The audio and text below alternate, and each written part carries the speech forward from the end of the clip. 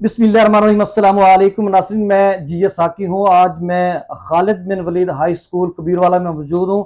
और खालिद बिन Waleed high school एक ऐसा इदारा है जिसके क्रेडिट पे हमेशा की तरह बहुत अच्छे रिजल्ट्स आए हैं। इन्होंने पंजाब भर से टॉप किया और मियाँ शहबाज शरीफ जब वज़ीर आला थे तो इन्होंने अपने इनामात भी वसूल किए। तो मतलब ये एक ऐसा इदारा है जो तशनगान इल्म की तशनगी को दूर करने के लिए हमेशा से मसरूफ़ अमल है। और इस इदारे के जो सरबराह हैं अमार मोहम्मद अफजल जूता साहब, उनको भी क्रेडिट जाता, मैनेजिंग डायरेक्टर हैं। और उसके साथ उनके जो इनके भाई हैं, प्रिंसिपल हैं जनाब कैसर नदीम साहब, उनको क्रेडिट जाता है। उनकी जो अनथक कोशिश है, शबाना रोज जिस तरह से वो मेहनत करते हैं लगन और जज्बे के साथ।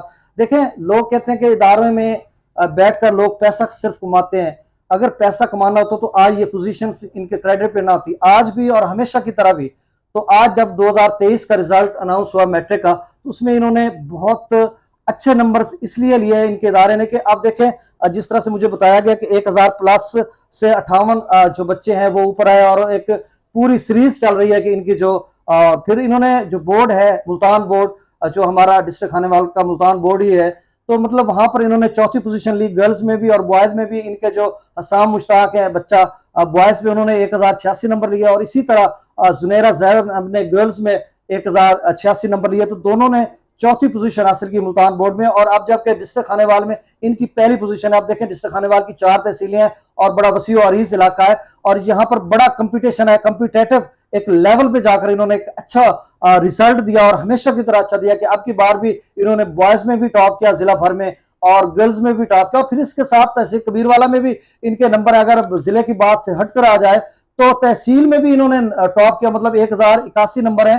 तो यहाँ पर 1081 से जो दीगर इदारे हैं वो भी जहाँ पे अपना अच्छा अच्छा किरदार अदा कर रहे हैं। मस्बत, मैं उनको डिस्क्रिमिनेशन यहाँ पे नहीं कर रहा कि मतलब उनकी, लेकिन वो भी अपना भरपूर ताउन कर रहे हैं और भरपूर अपना जो है किरदार मस्बत अदा कर रहे हैं। लेकिन फिर भी तहसील कबीरवाला की हद तक भी इनकी पहली पोजीशन है। तो ये कितना बड़ा रिजल्ट इनके क्रेडिट पे है। और मेरे पहलू में ये थोड़ा इंट्रो था, मेरे पहलू में मौजूद है जुनैरा जैनब, जिनका गुज़श्ता साल भी मैंने इंटरव्यू किया था। इन्होंने 499 नंबर लिए थे आउट ऑफ 505। तो उसमें भी बहुत अच्छे मार्क्स से लेकर अब जबकि उन्होंने 1086 नंबर लिए हैं। तो ये सारी डिटेल उनसे पूछेंगे कि उन्होंने किस तरह से बोर्ड में चौथी पोजीशन ली और कैसे ये मुमकिन हुआ और आगे चलकर या क्या बनने जा रहे हैं। और इसके साथ प्रिंसिपल जनाब कैसर नदीम साहब का भी मैं इंटरव्यू करूंगा। तो सबसे पहले हम बात कर लेते हैं जुनैरा जैनब के साथ और इनकी सारी डिटेल, और उसके बाद फिर कैसर नदीम साहब का भी इंटरव्यू करूंगा, वो भी आप देखेंगे। तो अस्सलाम वालेकुम जुनैरा, कैसे हो आप? अच्छा, गुज़श्ते साल मैंने आपका इंटरव्यू किया था तो आप बड़े कॉन्फिडेंटेड थे और बहुत अच्छे, और मैंने बहुत सख्त सवाल आपसे किए। जैसे मैंने कहा कि आप जो सर्जन बनने जा रहे हैं और हार्ट सर्जन, तो उसमें फिर आप जब क्रिटिकल पोजीशन होती है आईसीयू में, मतलब होते हैं इन मतलब उसमें जो इंतहाई निगहदाश्त का एक यूनिट होता है जिसको हम बोलते हैं, और वहां पे पेशेंट होते हैं और उनकी जो क्रिटिकल सिचुएशन होती है, तो वहां पर जाकर, और औरत एक सिर्फ नाजुक है, मतलब तो ये सारी चीजें वो आपने बहुत अच्छा उसका मुदल्लल जवाब दिया था। लेकिन अब की बार भी ये सारी बातें आपसे करेंगे। सबसे पहले तो आप ये बताएं कि मैं बल्कि आपको चौथी बोर्ड में पोजीशन पर और खानेवाल में पहली पोजीशन पर आपको मुबारकबाद पेश करता हूँ। आपके इदारे खालिद बिन वलीद को और आपके तमाम टीचर्स को, आपके पेरेंट्स को और आपके तमाम रिलेटिव को, सबको मैं मुबारकबाद पेश करता हूँ। अच्छा, उसके बाद आप ये बताएं कि ये जो इतना बड़ा आपने रिजल्ट, आपने क्रेडिट भी लिया, तो ये कैसे मुमकिन हुआ? ये सब मेरे अल्लाह ताला का बहुत शुक्र है, उन्होंने इतनी बड़ी कामयाबी से नवाजा। और उसके बाद मेरे पेरेंट्स की दुआएं थी, उन्होंने मेरा बहुत साथ दिया। और उसके बाद प्रिंसिपल स्कूल के जो हैं वो मैं बहुत गाइड करते थे पेपर से पहले और क्लास में। पेपर से पहले उन्होंने बताना प्रैक्टिकल्स आपने कैसे देने हैं और क्लास में आपने कैसा अपना डिसिप्लिन रखना है। और उसके बाद मेरे जो टीचर्स हैं सब वो बहुत मेहनत करते थे और उन्होंने मुझे जितना हो सके, उन्होंने काबिलियत से बढ़कर मुझे मेरे साथ अपना वो किया है, मुझे उस मकाम तक ले आए हैं मेरे टीचर्स। अच्छा, आपकी जो मदर हैं वो भी टीचर हैं? हाँ जी, वो भी फुल कोऑपरेट आपके साथ करते जी, थे? अगर वो मतलब भी। यहाँ पे आपको कोई मसला आ रहा होता था तो वहां से आप पूछते थे हाँ उनसे? जी। अच्छा, तो मतलब ये क्रेडिट आप जनाब कैसर नदीम साहब, अपने प्रिंसिपल को, और अपने तमाम टीचर स्टाफ को निदान। और साथ पेरेंट्स को आप जी। मतलब उनके नाम करते हैं, हाँ जी। डेडिकेट करते हैं उनको। बिल्कुल। अच्छा, ये बताएं कि आपके ज़हन में तो टारगेट ये था, क्या टारगेट था कि मतलब आप बोर्ड टॉप करेंगे? आप चौथी पोजीशन मतलब साथ ही है ना बोर्ड टॉप में, जी। मतलब 1000 कितने वाला बोर्ड टॉप जिसने किया? 1090 से भी कम है? 92। 1000, अच्छा 1092, 92 पे। चलें, आपके ज़हन में कैसा टारगेट था, क्या ऑब्जेक्टिव थे, एम्स थे कि मतलब आप किस तरह से जो मेहनत करें अपने वो तमाम जो आपके सब्जेक्ट से उनको मैनेज कर रहे थे जी। कि मतलब मैं अल्हम्दुलिल्लाह आपकी कोशिश थी कि आप ये लफ्ज़ भी दोहराते होंगे कि अल्हम्दुलिल्लाह मैं बोर्ड टॉप करूँगी, और ये आपने तब भी कहा था जब मैंने पहला इंटरव्यू किया था। हाँ जी। तो ये क्या मुमकिन नहीं था आपके लिए कि आप बोर्ड टॉप करते, ये 6-7 नंबर और ले लेते? तो क्या हुआ आपको? मेरा जो एम था वो था कि मैंने पंजाब में पहली पोजीशन लेनी है, हुँ, और मैंने उसके लिए अल्हम्दुलिल्लाह मेहनत भी की थी और अल्लाह ताला दुआएँ भी की थी, और पेपर्स में बहुत अच्छे लिख के आई थी। टीचर्स ने बहुत गाइड किया था, मेरे सारे टीचर्स ने और प्रिंसिपल ने, और मुझे उम्मीद थी कि इंशाल्लाह मेरे 1094 से अबव मार्क्स आ जाएँगे। लेकिन 9th में थोड़े से कम थे। 6 मार्क्स थोड़े थे, इस वजह से फिर अच्छा, ये किस कैंसल हो सब्जेक्ट गया। में थोड़े आपके कम हुए? उर्दू में ज़्यादातर कहते हैं कि मतलब मसला होता है, वहाँ पे नहीं, ऐसे-ऐसे उर्दू होता है। बेसिक सब्जेक्ट है तो उसमें तो 70 भी हाईएस्ट कंसीडर किए जाते हैं। मेरे सारे सब्जेक्ट्स में मार्क्स बहुत अच्छे आए हैं। अच्छा, तो चलें खैर, अब तो मतलब ये भी आपके क्रेडिट पे बहुत अच्छा रिज़ल्ट है कि मतलब आपने ज़िला भर में पहली पोज़ीशन हासिल की है। तो अब नेक्स्ट आपका क्या प्लान है कि आप क्या करने जा रहे हो? मैं अब एफएससी मेडिकल कर रही हूँ, उसके बाद फिर मैंने anti test MBBS heart surgeon बनना है। एमजी कैट टेस्ट हाँ देंगे, जी, एम तो उसकी तैयारी अभी से मतलब करेंगे या अभी एफएससी करेंगे तो उसके बाद देखा जाएगा तो फिर? एफएससी के बाद इसको तो देखा जाएगा। वही बात कि आप हार्ट सर्जन बनने जा रहे हैं, तो उसमें कितना मुश्किल काम नहीं है आपको लग रहा कि मतलब आपने इस फील्ड को सिलेक्ट किया, चुना, चूज़ किया, कोई और भी मतलब आप टीचर भी बन सकते थे, इसके अलावा और भी बहुत ज़्यादा प्रोफ़ेशन है जिसमें आप जा हाँ सकते जी, थे। तो मतलब आपने क्या सिर्फ़ 2 चीज़ें हैं आपकी, एक सुनहरा कि आप पैसा कमाना चाहते हैं, दूसरा ये कि इंसानियत की खिदमत। तो आप बताएँ, आप पैसा कमाना चाहते हैं? क्योंकि जी, आजकल ना इस प्रोफ़ेशन में बहुत ज़्यादा पैसा है कि आप गवर्नमेंट सेक्टर में, पब्लिक सेक्टर में जाएँगे हाँ जी। तो भी पैसा कमाएँगे, जब सेकंड टाइम आप क्लिनिक प्राइवेट जाएँगे तो भी आप पैसा कमाएँगे।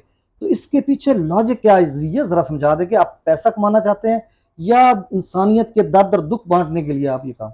आजकल हम ज़्यादातर देखते हैं तो डेथ का रीज़न आता है कि इससे हार्ट अटैक हुआ है, पहला हुआ है, दूसरा हुआ है, इसकी डेथ हो गई है। तो ये ज़्यादातर रीज़न्स यही आ रहे हैं डेथ के, तो इस वज़ह से मैं हार्ट सर्जन बनना चाहती हूँ, और एक माशरे को बताना चाहती हूँ कि लड़की भी हार्ट सर्जन बन सकती है। अब मैं इंशाल्लाह बनूँगी। चलें जी, वो मतलब ज़्यादा पैसा कमाना आपका नहीं है, वो दर्द नहीं, वो इंसानियत ही नहीं समझ है। लें कि हाँ मतलब जी। जिस तरह से सोसाइटी में सोसाइटल जो इश्यू जी। होते हैं उनको, और जो आम लोग गरीब होते हैं उनके लिए भी। चलें खैर, अच्छा, तो ये आपने बहुत अच्छा सवाल किया कि लोग जो हैं वो समझते हैं कि जो एक फीमेल है वो हार्ट पेशेंट हाँ। हार्ट सर्जन नहीं बन सकती। तो मतलब हार्ट सर्जन आप बनकर दिखाएँगे हाँ कि जी, अगर इंशाल्लाह। क्रिटिकल में इन इंटेंसिव केयर यूनिट में मतलब अगर आप खड़े हैं तो भी आप हाँ जी। मतलब उसमें जो क्रिटिकल पोजीशन है तो आप एक जज्बे के हिम्मत के साथ मतलब ये काम कर रहे हैं, और आप घबराते नहीं हो कि हाँ इस जी। तरह के जो ऑपरेट करना या मतलब इस तरह। चलें खैर, अच्छा ये बताएं कि इसके बाद जो आपके दौरान स्टडी मतलब आप पढ़ते रहे हैं और घर में जाते थे, तो सारा दिन लोग कहते हैं कि जी इतने मार्क्स जब लिए जाते हैं तो उसके हुँ। लिए एक सुपर सेक्शन होता है स्कूल्स में, और साथ जो टीचर्स हैं वो पढ़ाते होते हैं, मतलब जब सेकंड टाइम इसका स्कूल के बाद भी एक ट्यूशन और पढ़ाते होते हैं। और साथ आप ये बताएं कि मतलब उस दौरान आप सिर्फ किताबों को किताबी कीड़ा समझ के जिस तरह से पढ़ा जाता है, कि या आपकी एक टाइमिंग थी कि मतलब इस टाइम में आपने पढ़ना है, इस टाइम में अपनी मम्मा का हाथ बटाना है घर में, तो इस तरह के। और फिर आपके जो प्रिंसिपल हैं वो आपको बताते होंगे कि थोड़ा आपने रिलैक्स भी रहना, कि एकदम से किताबें उठाई और पढ़ते ही रहना है। क्या इस तरह से क्या कहेंगे आप? नहीं, हमारे स्कूल में यूँ नहीं है कि बस किताबी कीड़ा ही बना दें, हमें मुआशरे के ऊँच-नीच भी सिखाई जाती है और सब जबरदस्त। कुछ गाइड किया जाता है। टीचर्स जो हमारे टीचर्स हैं, वो सब कुछ गाइड करते हैं। उन्होंने आज तक हमें ये नहीं कहा कि आप लोग बस किताब पे ही रहें, और प्रिंसिपल भी बहुत कुछ गाइड करते हैं। और ये नहीं है कि हर वक़्त किताब पे बैठे रहेंगे, लेकिन घर का काम भी करवाते हैं मम्मा के साथ, और किताब का भी वो पढ़ने का तो एक मख़सूस टाइम बनाया हुआ था। और यहाँ पर सुपर सेक्शन अलग नहीं होते, सारे बच्चे एक ही क्लास में होते हैं, टीचर्स सबको सब पे बराबर तवज्जो देते हैं। चलें, वो इंटेलेक्चुअलिटी हर बच्ची की या बच्चे की, हर हाँ, बंदे की अलग होती है, तो मतलब उस हिसाब से एक बच्चा जो अच्छा मतलब ऊपर चला जाता है, अच्छे मार्क्स लेता है, तो उसकी मतलब ज़हानत होती है, एक्स्ट्रा ऑर्डिनरी होती है। तो चलें खैर, अच्छा ये बताएं, ये जो खालिद बिन वलीद का इदारा है, यहाँ से आपको तो विजन मिल गया, मतलब इस प्लेटफॉर्म से एक विजन मिलता है कि एक जब यहाँ से बच्चा छोड़ रहा होता है, फारिग व तहसील हो रहा होता है मैट्रिक के बाद, तो यहाँ से मतलब आखिरी सेशन में जाहिर सी बात है यहाँ के प्रिंसिपल जनाब कैसर नदीम साहब सेशन लेते होंगे और आपको बताते होंगे कि बेटा आपने इस फील्ड में जाना, आपने इस फील्ड में जाना। थोड़ा सा ना वो कैरियर काउंसलिंग जो होती है ना वो कर दी जाती है कि बच्चे का, जब आप यहाँ से अगर नर्सरी प्ले नर्सरी से यहाँ से पढ़ रहे हो और 10 साल आपने इस इदारे में गुजारे, फर्ज किया कुछ लोग तो 9th 10th के बाद भी आते होते हैं, लेकिन जो बच्चा मतलब 10 साल यहाँ पे पढ़ा है तो उसको मतलब उसके माइंड सेट को, जो सिर्फ सरबराह इदारा ही नहीं बाकी दीगर टीचर्स भी यहाँ पे पढ़ाते हैं, वो समझ जाते हैं। उसके बाद फिर वो कहते हैं कि ये बच्चा, इसमें एक्स्ट्रा ऑर्डिनरी क्वालिटीज हैं तो इसको फलां फील्ड में जाना चाहिए, इसको फलां फील्ड में। तो इसी तरह का विजन, तो ये विजन सब बच्चों को मिलता है और आपको भी मिला। हाँ जी, सब बच्चों को सर बताते हैं, सर गाइड करते हैं कि जो फील्ड आप ये नहीं कि हर बच्चा डॉक्टर बन सकता है, जो आपको सूटेबल लगे, जो आपको सब्जेक्ट लगे कि आप इसमें बहुत अच्छे हैं, वही सब्जेक्ट चूज करें। ये नहीं कि हर बच्चा डॉक्टर जाके बने। तो चलें, इसमें बहुत गाइड करते हैं हमें टीचर्स भी, प्रिंसिपल भी। जबरदस्त। अच्छा, आप एक इदारे की बात, चूंकि आपके लिए जवाब देना खासा मुश्किल हो जाएगा, कि देखें कबीर वाला में दीगर और भी इदारे हैं, प्राइवेट इदारे भी हैं, पब्लिक इदारे भी हैं, और वो मतलब अपना अपना टीचर सारे काम कर रहे हैं। मैं सारों को ट्रिब्यूट पेश करता हूँ, मतलब उनकी क्रेडिट भी अच्छे रिजल्ट है गवर्नमेंट सेक्टर में भी। लेकिन जो यूनिक काम जो प्राइवेट इदारे कर रहे हैं वो यकीनन काबिल इस्ताइश भी है, काबिल अमल भी है, और उस पर मतलब उसको हम यानी उनको खराज तहसीन भी पेश करते हैं। जैसे कि अच्छा, आप समझते हैं कि ये जो खालिद बिन वलीद इदारा या दीगर इदारे जो प्राइवेट इदारे हैं, तो उसमें ये मुमताज़ अपना मकाम रखता है? जी बिल्कुल, क्योंकि यहाँ के टीचर्स जो हैं वो बहुत एक्सपीरियंस टीचर्स हैं और वो बच्चों के साथ बहुत कोऑपरेटिव हैं, जो मतलब कि बर्डन नहीं डालते बच्चों के ऊपर, उनके सलाहियत के मुताबिक उन्हें काम दिया जाता है। अच्छा। तो मैं कहूँगी ये इंस्पीरियर आल प्राइवेट अच्छा, स्कूल्स हैं। यहाँ पे जुनैरा मैंने देखा कि बड़ा इंफ्रास्ट्रक्चर इनका, और यहाँ पे मतलब वेंटिलेशन कमरों की है, और सोलर सिस्टम भी है, मतलब इलेक्ट्रिसिटी का कोई बिजली का मसला नहीं बनता। बेहतरीन हवादार कमरे हैं और ग्रासी प्लाट, झूले, ये वो सब कुछ मैंने देखा है, अभी विजिट किया, और नाज़रीन हमारे देख भी सकते हैं, यहाँ पे विजुअल आ रहे हैं, आप सब देख सकते हैं। अच्छा, एक बहुत ही अहम सवाल, और हम जो अपना इंटरव्यू उसको वाइंड अप करने की तरफ जा रहे हैं, बहुत अहम सवाल, आपके सामने आपके सर बैठे हुए हैं और इस इदारे के मालिक भी हैं, प्रिंसिपल भी हैं, सरबराह इदारा भी हैं, तो कभी ऐसा हुआ बेटा कि यहाँ पर कोई फ़ी के प्रॉब्लम आपको दरपेश हो, हालांकि आप अफोर्ड कर सकते हैं, या इस तरह से मतलब किसी बच्चे के लिए जो फ़ीस का प्रॉब्लम होता है कि यहाँ पर और यहाँ से मतलब फ़ीस के बदले बच्चों को निकाल दिया जाए, या मतलब जिस तरह से गरीब बच्चे होते हैं उनको बाकायदा कोऑपरेट किया जाता है, उनके साथ उनको फैसिलिटेट किया जाता है, तो ये इदारा हर यानी बिला इम्तियाज़ हर अमीर गरीब के लिए, सोसाइटी के हर फर्द के लिए बेहतरीन काम कर रहा है? हाँ जी, बिल्कुल, मुझे आज तक फ़ीस का इश्यू नहीं हुआ। जो भी होता था बाबा सनदीन से बात कर लेते थे, सनदीन बाबा से बात कर लेते थे। मुझे कभी दरमियान में नहीं लाया गया, और स्कूल में जो गरीब बच्चे हैं, ऑर्फन्स हैं, उनको भी बहुत उनके कोई इम्तियाज़ नहीं रखा जाता कि ये अमीर हैं या ये मतलब गरीब हैं। उनको खास रियायत दी जाए, हाँ जी, ऑर्फन उनको बच्चे, रियायत यतीम बच्चे दें। होते हैं, ये जो जी। मतलब फाइनेंशियली जिनको प्रॉब्लम्स होता है उनके हाँ लिए, जी, हाँ जी। तो मतलब फिर मैं कहता हूँ कि ये एक अल्लाह की तरफ से खुदादाद सलाहियतों से माला माल ये इदारा भी है, हाँ यहाँ जी, पे टीचर्स भी हैं, सरबराह भी हैं। जी। तो मेरे ख्याल में वो अर्निंग से ज़्यादा, हाँ कमाई से ज़्यादा वो फोकस कर रहे हैं कि हमारी जो कबीर वाला की धरती है जी, वैसे ज़हनी ज़मीनी ज़रखेज़ धरती है, और एक इनकलाबी खित्ता है, तो मतलब वो चाहते हैं कि तशनागान इल्म की तशनगी दूर करने के लिए कि मतलब जितना वो कंट्रीब्यूट कर सकते हैं वो कर रहे हैं। हाँ ऐसे ही जी, है ना? बिल्कुल, बिल्कुल। तो नाज़रीन, अब हवाएं करेंगी रोशनी का फैसला, जिस दिए में जान होगी वो दिया रह जाएगा, जहाँ इल्मो अमल के पर देकर शाहीन बनाए जाते हैं, फिर ताबा फलक परवाज़ों के आदाब सिखाए जाते हैं। ज़ुनैरा, आप आखिर में, आपने चूँकि ज़्यादा इंटरव्यू लंबा नहीं करते, आप ये बताएं आखिर में कि आप जो बच्चे जिन्होंने मतलब पोजीशन ली वो तो ले ली, जिन्होंने पोजीशन नहीं ली बोर्ड में, या जो उनका एम था या उनका एक मिशन था कि हमने मतलब जी। इस तरह से मेहनत करनी है और लेनी है, वो नहीं ले सके और डिसहार्ट हुए हैं, उनके लिए आप क्या पैगाम दे रहे हैं?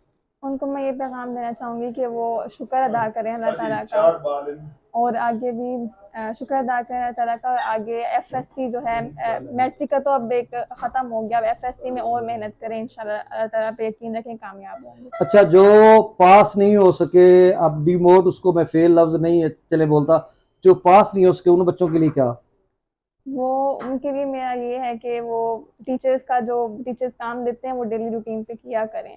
जो वो करेगा वो फिर पास तो इंशाल्लाह हो ही जाएगा, जो टीचर्स की अदब भी करेगा और उनके काम भी करेगा जो वो देंगे। तो उनके लिए मुझे ये है कि वो डिसहार्ट बिल्कुल ना हो, और आगे इंशाल्लाह मेहनत करें, अल्लाह ताला उन्हें कामयाब अच्छा, करेंगे। ओवरऑल आप ये बताएं कि पूरी सोसाइटी के जो न्यू जनरेशन है, नए बच्चे हैं, उनको क्या पैगाम देंगे कि आपने अच्छा शहरी बनना है, पढ़ना लिखना है तो अपने पेरेंट्स की बात उन पर अमल पैरा होना है, अपने टीचर्स का अदब करना है, एहतराम करना है, तो उसके बाद ही आपको मकाम मिलेगा। जी ऐसे ही है, टीचर्स का अदब करें, अल्लाह ताला पे यकीन रखें और मेहनत करें, इंशाल्लाह वो फिर इस मुकाम पर पहुंच जाएंगे। और आखिरी बात सिर्फ ये कि आप कितना इस मुल्क के लिए, जो मसाइल ज़दा मुल्क है और हमारा, हम कंपैरेटिवली अगर इसका तकाबली जायज़ा लें कि हमारे जो दीगर ममालिक हैं, जो बांग्लादेश हमसे 1971 में जुदा हुआ था और वो अलहदा मुल्क बन गया, उसके फॉरेन रिजर्व बहुत ज़्यादा हैं और मतलब इस तरह के ये बातें बेटा आपसे आपसे थोड़ा ऊपर हैं, लेकिन आप सवाल का जवाब दे सकते हैं। मैं थोड़ा सा उसको एलेबोरेट सवाल को कर रहा हूँ। और इधर हमारे लिए बहुत ज़्यादा आजकल भी प्रॉब्लम्स हैं, महंगाई है और दीगर बहुत ज़्यादा प्रॉब्लम्स हैं। तो इसमें आप जो नई नस्ल है उनको पैगाम क्या देंगे, अपना कंट्रीब्यूशन भी उसका शामिल करेंगे? जैसे आप हार्ट सर्जन बनने जा रहे हैं और यकीनन आप मुल्क मिल्लत की खिदमत करेंगे, गरीब अवाम दुख की इंसानियत की। तो मतलब नई जनरेशन पढ़ लिख कर एक ऐसे नजरिए के पीछे कायम रहे जो कायदे आजम का नजरिया था। अब 14 अगस्त आ रहा है ना, आज 7 अगस्त है, तो उनका जो नजरिया था उसको और अफकार इकबाल को, जो इकबाल अल्लामा इकबाल का जो एक ख्वाब था कि वो मुफक्किर पाकिस्तान है, कि इस तरह का पाकिस्तान होना चाहिए था, तो अनफॉर्चुनेट वो चीज़ें तो है नहीं अब इस वक्त जो 2023 में है। तो आप क्या समझते हैं कि जो नई नस्ल पढ़ लिख कर जब मैदान अमल में होगी, जैसे आप जैसे लोग हैं मुख्तलिफ डेजिग्नेशन पर ओहदों पर जाएंगे, तो यकीनन आपका जो अमल है वो अक़वाम आलम में एक फातिह आलम का किरदार होगा। तो आप क्या समझते हैं कि इस तरह का आपको किरदार अदा करना चाहिए? जी, बिल्कुल। और मैं ये तो शुरू में यही कहूँगी कि ये लोग अपने ज़हन से निकाल दें कि लड़कियाँ बस जितना पढ़ लिया उतने पढ़ लें। आजकल जो महंगाई का ज़माना है, इसमें लड़कियाँ लड़का दोनों को जॉब करनी ज़रूरी है, दोनों की। तो लड़कियों को एजुकेट करें ज़्यादा, लड़कों के बराबर या उनसे ज़्यादा। और इंशाल्लाह फिर मैं भी कोशिश करूँगी कि जैसे सर कह रहे हैं कि उन्हीं जैसे कायद-ए-आज़म का नज़रिया था और अफ़कार इकबाल थे, उन पे पूरा उतरूँ और मुल्क व मिल्लत की खिदमत करूँ।